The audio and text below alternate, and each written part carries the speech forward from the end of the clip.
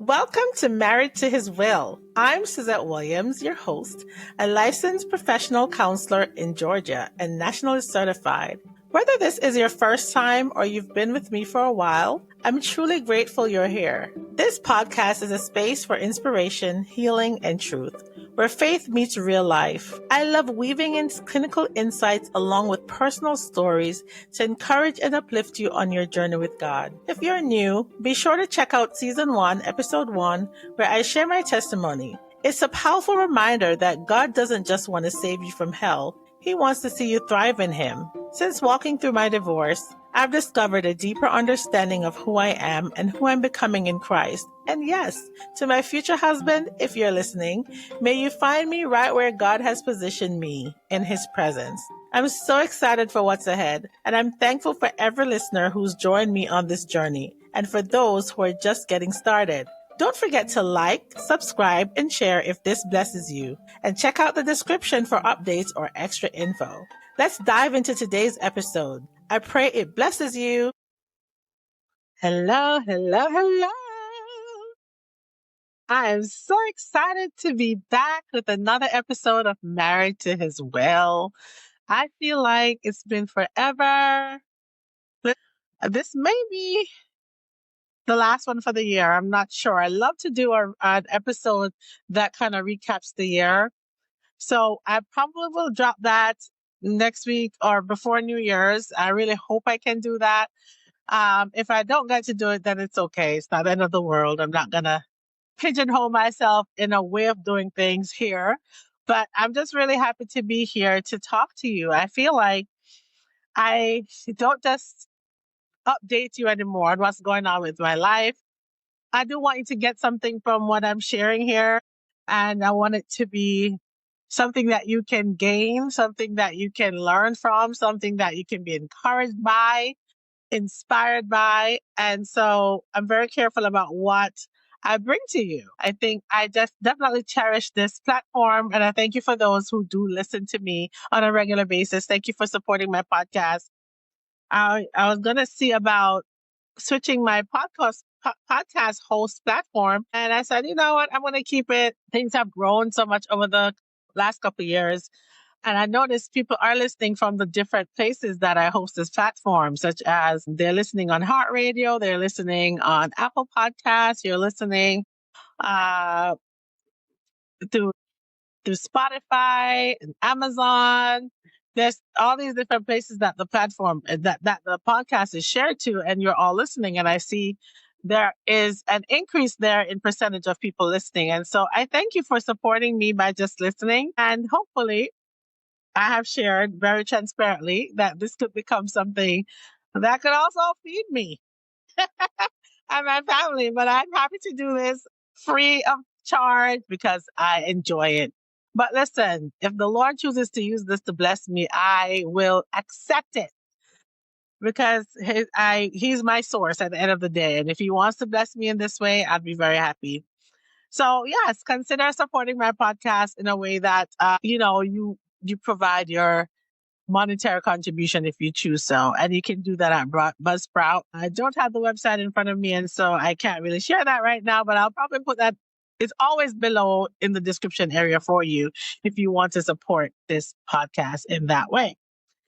With that said, I just wanted to come to you with more cheer and happiness today. It is Christmas Sunday that I'm recording, and hopefully I'll also get to upload this today. I don't plan to be on here very long, but just want to share my heart. It's been quite a year. I hope this year has seen you through many good things. Maybe you've gotten through some really great moments. Maybe you had to go through some very difficult moments. Years are like that. We go through the different seasons of the year. In a year, we experience at least 4 seasons. And so this is probably the same thing for our lives. We experience the highs and the lows. And sometimes it seems like we won't get through those low moments, but we have made it through. And so I'm grateful today that I made it through 2025. I'm still making it through. We have this month that we're finishing up. I still have another birthday to celebrate. My son Noah turns 18. All my boys are officially adults. Can you imagine that? I can't believe it. My boys are adults. So my eldest son is 21. And then there's Seth, who is 18 already. He'll be 19 in February. But Noah is right behind him. They were born the same year, if you can believe it. And they're neck and neck in their age. And so Noah is catching up to Seth at this point. On December 31st, he'll be 18 along with his brother Seth until Seth turns 19 again. And so I'm grateful for my boys entering into adulthood. And of course, I'm here to help them get through those life transitions. I'm here to support them. They also have their father involved in their lives. And I'm grateful for them. So much has happened throughout the year. I've seen a lot of increase in just how my children are doing in terms of in a good way. I'm looking forward to another graduation. Like my son, who's turning 18 in this month, he's also graduating next year, and he's overcome a lot over the past couple of years. And then I look at my daughter. She's my eldest daughter, Rachel. How she's thriving. I woke up, I think it was Saturday morning, I woke up to blueberry muffins made because she made them from scratch and she put some vanilla wafers on top of them and it was so delicious. I tell you, that girl has some amazing talent. I told her she's definitely wife material at 16 years old. She can do a lot. So whoever comes after my little girl, Rachel, they better come right. That girl, she can throw down in the kitchen. She cooks and she bakes. And sometimes without me asking, most times without me asking, she does it. She'll just make a meal for the family. And I just see how much of a blessing she is to my life. All of my children are real blessings to my life. And I'm so grateful. They each are in their own lane, doing their own thing. I think of Seth, he's my second child. He has been working a lot and he sometimes, he said to me recently, Mom, I know I need to help out. And so I'm grateful that he's been so willing to help out when needed. And so he continues to work very hard and is doing a great job. And at the same time, he's working on his life passion, which is he mixes music. He does what he does. I can't explain it like he does it, but he made his own studio in his little bedroom there and he does his thing, creates his music. And so I'm so proud of Seth. And I just have seen so much growth in him over this year, in him and in Rachel. And each of them are growing in their own way. Noah, my third son, he's growing in his own way. Grace, she's 14 and she's progressing, doing really well in school. I mean, A's and everything. And my little one, Lily, I'm telling you, that girl, she's just the sweetest, so affectionate. The times when I need a kiss, she's there to give me a kiss. She's there to give me a hug. And I'm so grateful for her. And I think of my eldest. I haven't mentioned him yet, but his name is Aaron. And Aaron, he's 21 years old and he's still trying to find his way here in this world, trying to find his way. And he's such an amazing artist. I think of the talent that he has. I'm like, God, you really have bestowed great blessings on my children. And I'm so grateful. But today I was in conversation with someone and I thought about the trauma that they have been exposed to. And it's very obvious that they've all been impacted in some ways through the marriage that I came through. They saw some things that they shouldn't have seen in terms of what was chaotic. And I often pray that the Lord will give them peace of mind, that they will enter relationships where they have dealt with those traumas, where they have overcome all those things that were negative so that they don't bring those baggage into their next relationship or into whatever relationship they enter in. I want them to have the best chance to succeed at marriage if they choose to get married. I was really thinking about divorce and the challenge of divorce recently. I actually recorded an episode last week and decided not to air it. I just didn't feel like I wanted to at that time. But I probably put this all together here. When I think of divorce, it's not something that God likes.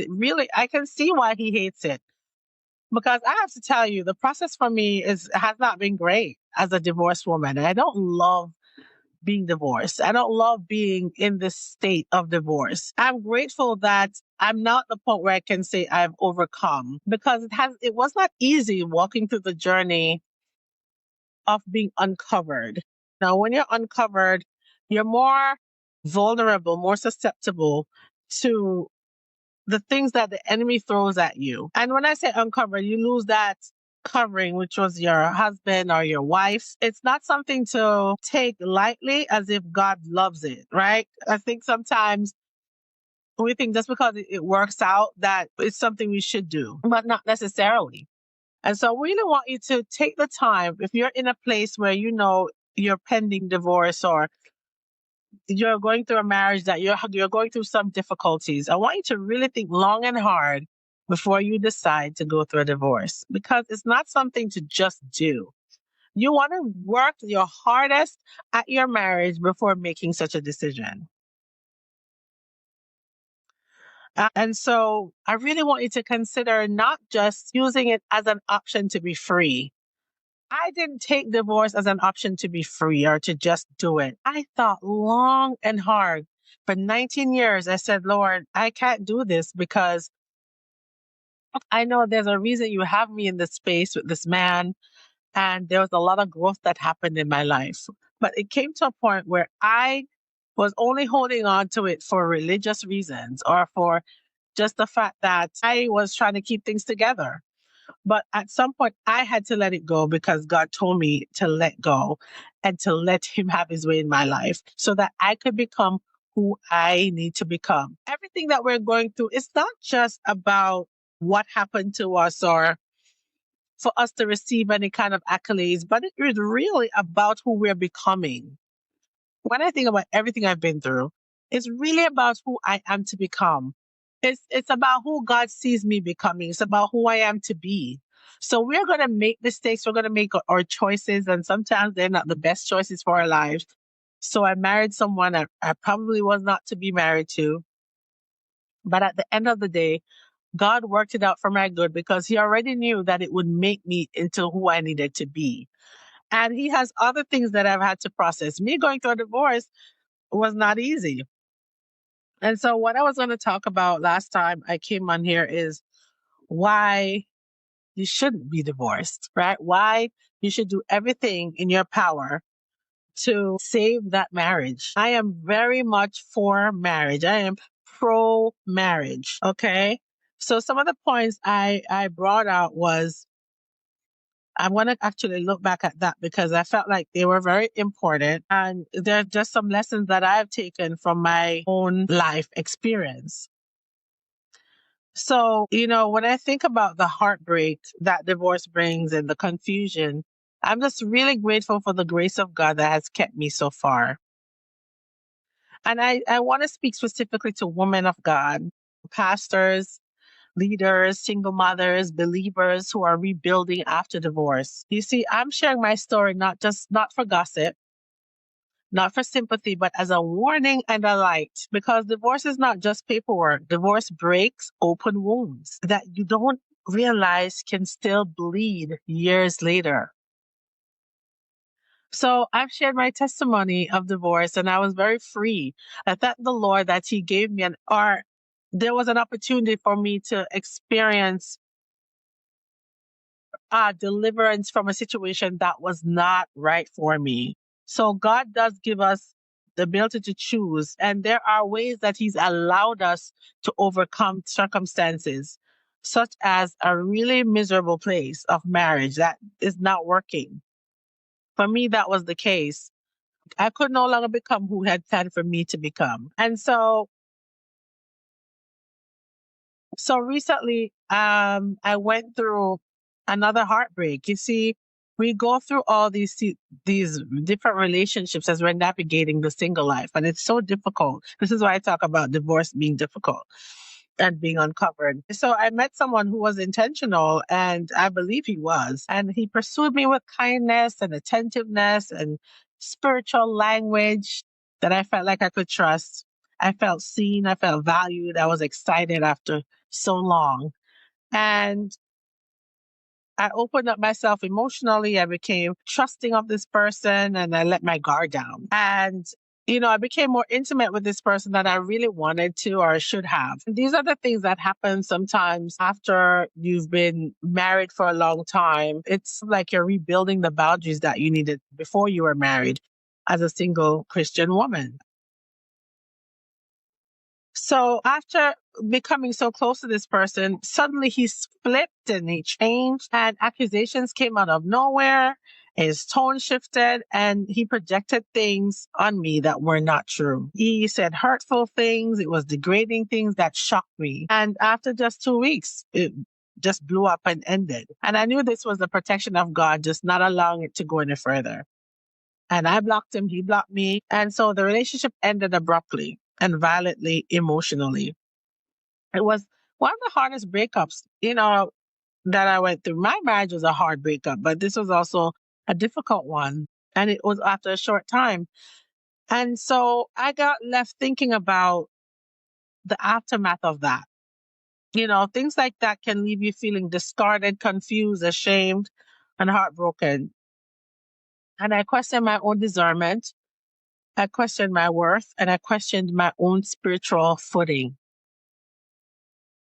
So this is the deeper lesson divorce leaves for me. It leaves you unprotected. This is really the heart of my message. When I think about it, divorce removes the spiritual covering of covenant.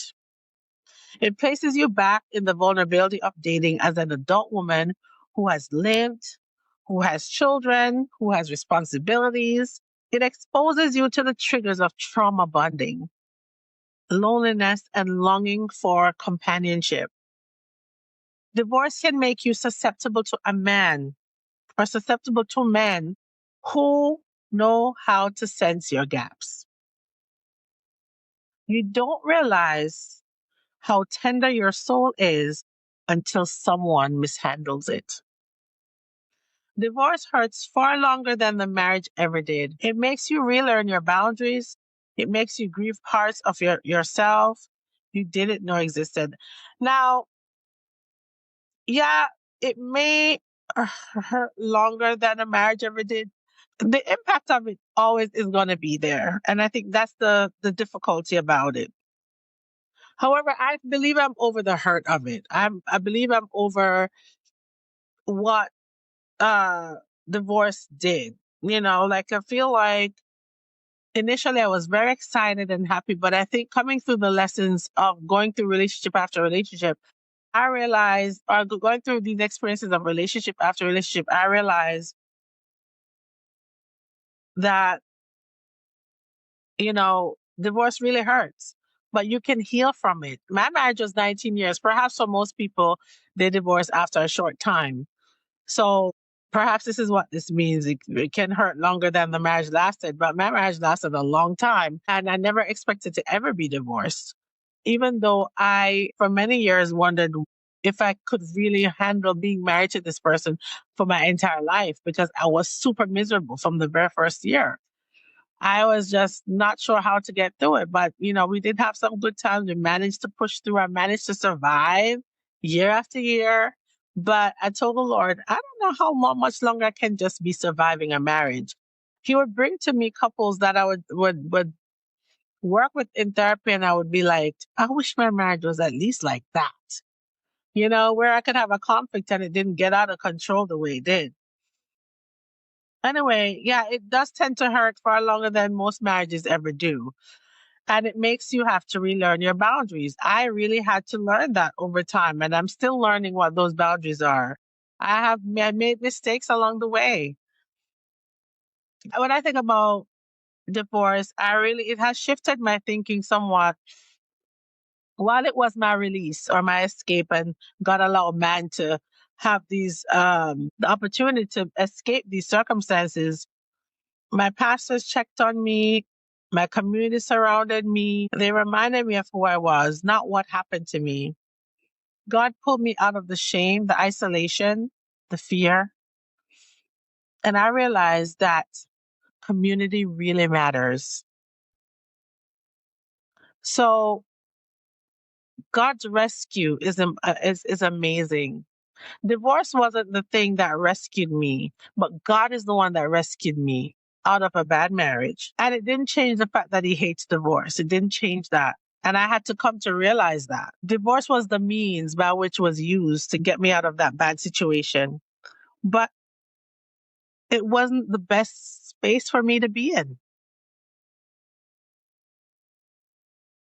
And so I don't want, when I talk about the fact that I divorced, for it to be taken lightly as if it was something to rejoice over.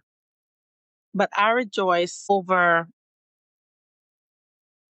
anything that was not good for me. I rejoice over the fact that God ended that for me. But I don't rejoice in the process I've had to go through just to become who God wants me to be. But I'm grateful that I've learned the more about the value of marriage because of what I've experienced as a divorced woman. So I want to implore those who are married to fight for your marriage. Don't assume the grass is greener. Understand the weight of the covenant before you break it. For the divorced person, I want you to know that you are not condemned, but you must walk carefully. You have to date slowly, protect your spirit and your body. Don't rush intimacy. Surround yourself with community and heal intentionally. This is exactly where I am. And when I say date slow, it doesn't mean that while you're in a relationship, it has to take forever.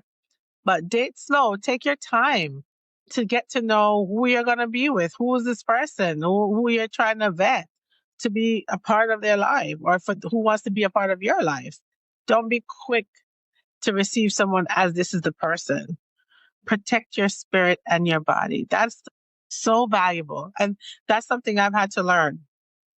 Don't rush intimacy. It leaves you with heartbreak, that's for sure. Surround yourself with community and heal intentionally. So I'm grateful for the redemption, the redemptive power of Jesus. And I want you to say this with me. I am not broken. I was bruised. I made mistakes, but God is restoring me. And if you're listening today, the same can be true for you. Your story doesn't end with who hurt you. Your story ends with who healed you. So if you've been following me, you've heard my story of being in a bad marriage. You've heard my story of divorce. And even so, that story continues to unfold. The single journey has not been easy. I went from being covered to be uncovered in an uncovered situation.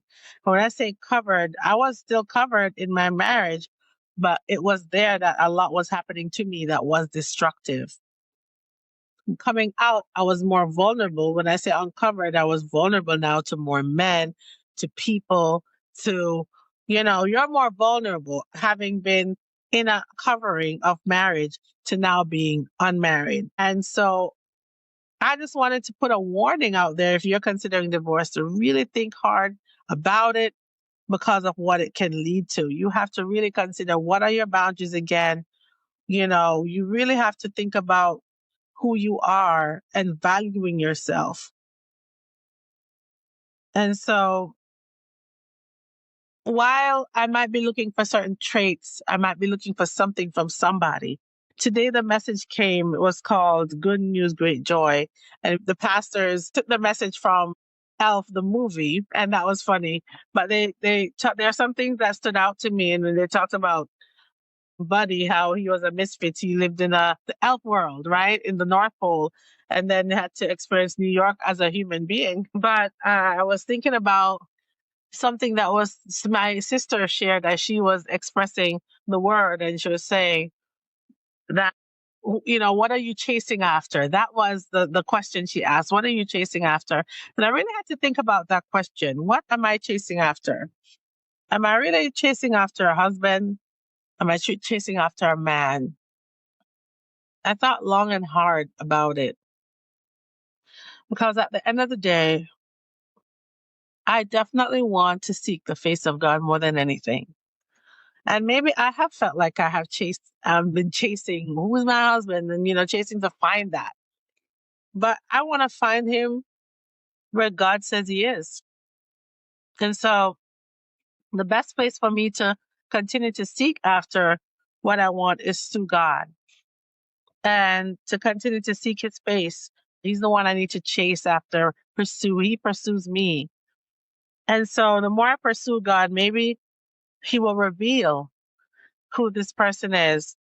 But my heart and devotion has to be committed to God. So I had to think long and hard about that question. Am I really chasing after a promise that was made? I don't even know where it is. How do I chase something I can't see? Are you chasing after something you can't see in front of you and you keep worrying about it? Instead of chasing something, you need to seek someone. And I'm seeking the face of God.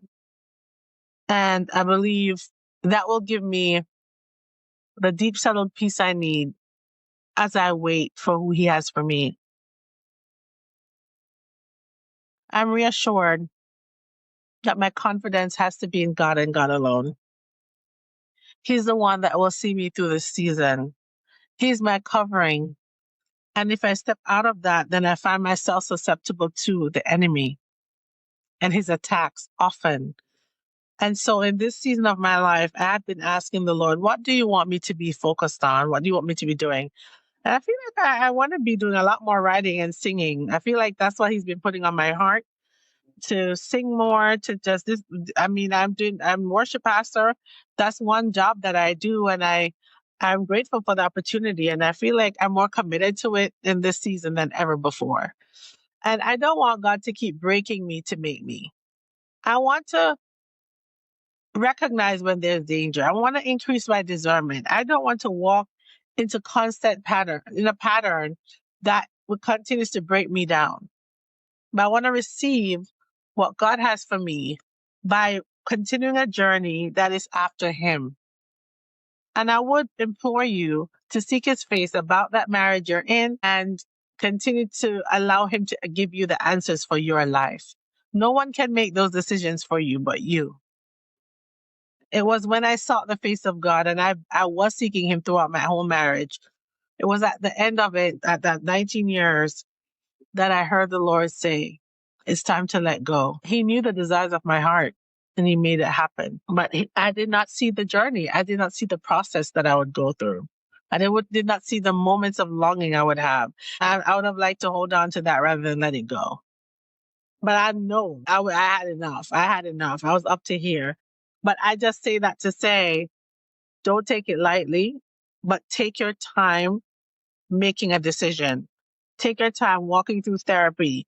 Do everything you can to see it through before you say divorce is the option. And when you've exhausted everything, then you do what's necessary. But I'm a believer in marriage, and I know that God has one for me. And while I'm unmarried, I want to stay married to his will, because that is the only place I feel safe. And I pray you will continue to stay married to his will. God bless you. And Merry Christmas and a Happy New Year. And that brings us to the end of today's episode of Married to His Will. Whether you're in a season of clarity or confusion, joy or surrender, I want to remind you, choosing to align with His will isn't always easy, but it's always worth it. Every step of obedience, every moment of trust is shaping you for something greater than you can imagine. Thank you for letting me be a part of your journey today. If this episode spoke to your heart, take a moment to share it with someone who might need the reminder they're not walking alone. Until next time, keep leaning in, keep showing up, and keep saying yes to the journey, even when it doesn't make sense. Because when you're married to His will, you're anchored in something eternal. Stay faithful, stay expectant, and I'll see you next time.